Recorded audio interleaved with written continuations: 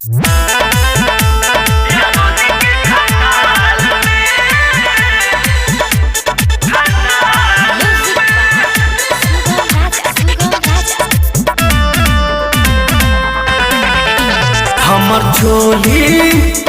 चोली भुलाइल रे यादव जी के खटाल में, यादव जी के खटाल में।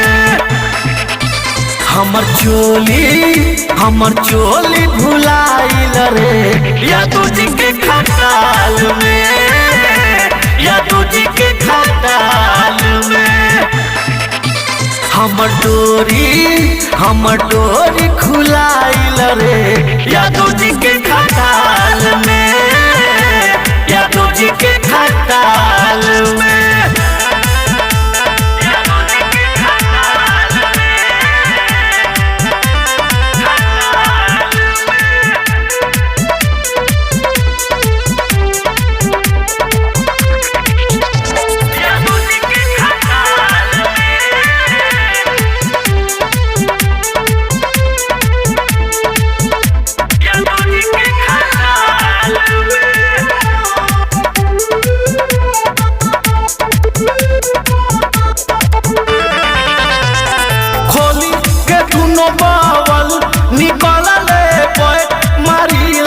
लाल कोइले बोरा बिछा के सुतौले बारा फुसलौले जगहिया खाल कोइले।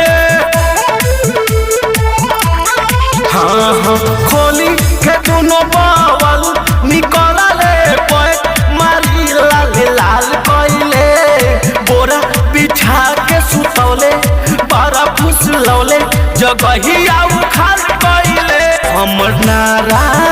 हमर नारा बाउस कला रे यादव जी के खटाल में, यादव जी के खटाल में।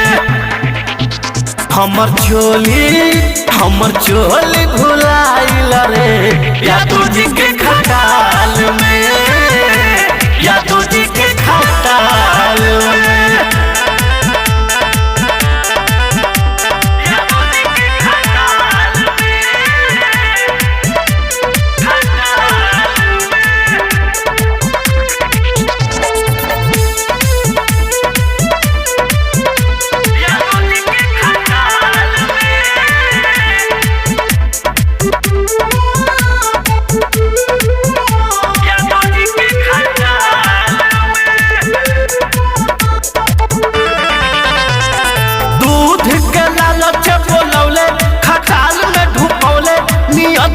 खराब रहुए शैलेश सिंह न बुझाई बारा पछताई उम्र 16 पार रहुए।